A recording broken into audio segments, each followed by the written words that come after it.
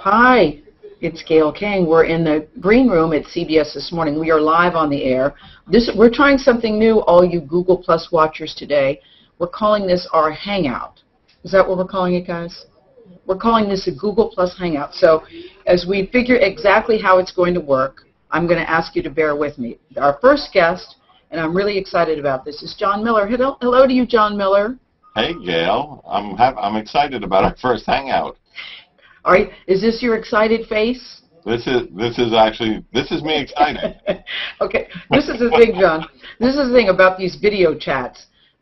We did a story on the news the other day. We were talking about it, that plastic surgery is actually going up because more people don't like how they're looking on these video chats. But a lot of people have decided, you know what, I need a new jaw. Are you pleased with how you look? Let's show John close up. Are you pleased with how you're looking today on the video chat, Mr. Miller? Actually, for me, this is actually as good as it gets.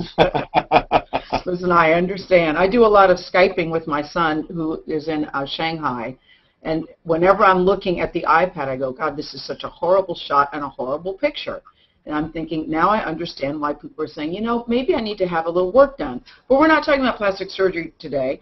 We're talking about tax day because it is taxes. But before we get into that, I just saw your piece. I saw you on CBS This Morning. Very scary stuff, Mr. Miller. It makes me have great appreciation for what the government does and how safe they keep us with things that we don't even know about. Well, that was an incredible case, Gayle. Yes, I remember. I mean, there was one moment in that case where we were in the FBI following the defendant who's on trial today, Adis, and he just took off at 100 miles an hour right here in New York on the Grand Central Parkway. And he called 911 and he said, "We love death the way you love life, Allahu Akbar," and hung up the phone and then crashed his car at 100 miles an hour into a bunch of cars and trucks. And you know, also, John, as part of the video surveillance, you showed a video of him shopping. Was he at a Costco? Was he at a Walmart? What store was he? Where was he? He was at a store on the outskirts of Denver. That was Najibul Azazi. And it was a hair product store. And he was buying all the peroxide chemicals that you need to make the bomb. And it's funny because you see this guy with his big shopping cart buying, you know, gallons and gallons of peroxide. It's like, are you a hairdresser? No, I'm making a bomb to take to New York, you know. A hair peroxide store. Okay.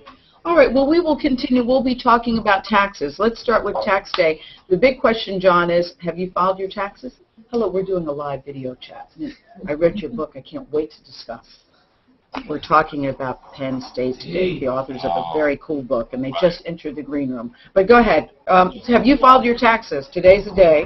What I always file is an extension, and I'm right Me too. on the case for that. Me too. I filed an extension, but this is the thing. When you file an extension, my accountant said I still had to pay, so you pay a lot of money just to make sure that just so they don't think you're trying to pull a fast one or the okie doke. So they always overestimate. So I did write a check to the IRS, but I did file an extension. I'm thinking of all the government agencies not to mess with. It would have to be the IRS. Well, that might be true. But on the other hand, some people are messing with it, and in a big way, because when you file that extension, your accountant may likely call you and say, "Hey, Gayle, you don't have to worry about it. Somebody else already filed your taxes and may have already gotten your refund." And that's what we're seeing happening in thousands and thousands of cases. Last year, how so? People stealing my identity or stealing identities?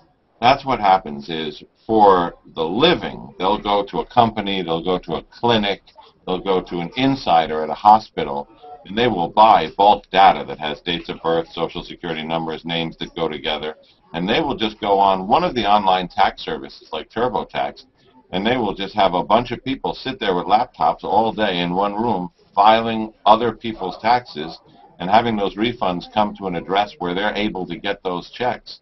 And that's what they do with the living. With the dead, they scan the obituaries and they say, you know, you get the date of birth in the obituary, and then they go on ancestry websites and they get social security numbers, they match them up, and they file as people living or dead, and they sent out $2.6 billion, billion with a B, in tax refunds to people who weren't the people last year.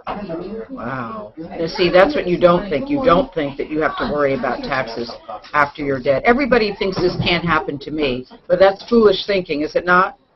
Well, it is. It can happen to anybody. And, you know, the question is, well, if somebody else files and they get my refund, does that mean I don't get my refund? And the answer is, no, not exactly. You still get your refund. The problem, Gayle, is you've got to spend the rest of that year trying to prove to the IRS that you're really you, and the other person wasn't. And when you ask them, well, who was this other person, and where did that check go? They say, oh, well, we can't tell you that. We have to protect their privacy. It's the law.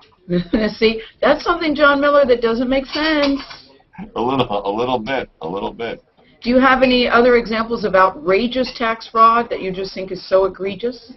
Well, one other example along the lines of this story, which is Puerto Ricans are particularly vulnerable to this because on the island of Puerto Rico, you're in the Commonwealth there, so you don't pay your taxes to the IRS, you pay your taxes to the Commonwealth, even though you're a U.S. citizen. The problem there is people have been down there buying giant lists of names and Social Security numbers and dates of birth of people in Puerto Rico, then coming here to New York and by the thousands filing taxes to them. And when the IRS gets those taxes, the usual tip-off is when they get it the second time from the real person, they know something's wrong here. But since the people in Puerto Rico aren't filing with the IRS in large amounts, the IRS doesn't detect the duplicate, and we think that's where a lot of the theft is going on. The bad guys have figured out this anomaly, and they're exploiting it. So if you think you're a victim of fraud, what can you do? What should you do? Well, I mean, before I beat the IRS up too badly, the IRS says 87% of this they actually detect coming in, but still, that's the percentage they don't detect affects a lot of people. So what should you do? The IRS has figured out this problem's going on, and it's not new.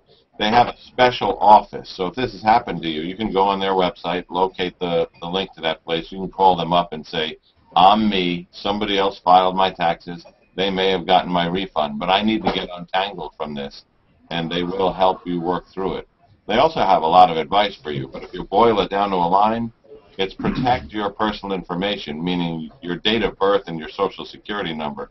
Don't leave it lying around. Don't leave those things lying around together. And don't ask anybody, don't give it to anybody who asks you for it just because they're on the phone or it's on a form. Make sure they really need to have that. All right. Good advice, John Miller. I also know that today, I was reading a story last week, that today, tax day, is one of the highest days for car accidents. Why?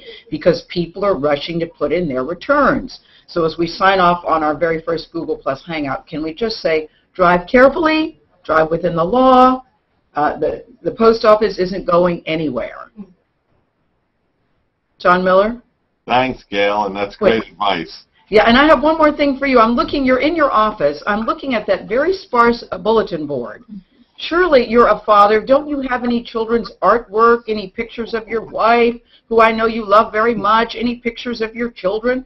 I'm just looking at that bulletin board, and it's looking, I have to say, a little beautiful. That's everybody. Wait, hold the picture. Wait, John, hold the picture up. We didn't see it. Hold it up. There we go. Okay, hold it back a little bit. Hold it back a little bit, because, okay, all right, now let's take a big shot of John. There we go. I like it. I like it. Yes, I'm thinking next time if we do a Google Plus Hangout, because we do think you're worthy, could you just make your bulletin board look a little more inviting? I will definitely work on the decor here. You know, this place is so spacious and so big, you should see the rest of it. I know. We're very, very swanky here at CBS. Thank you, John Miller. Thanks. Thanks, Gayle. That's our very first Google Plus Hangout. Thank you, Google Plus Hangout viewers. We'll see you next time. Take it easy.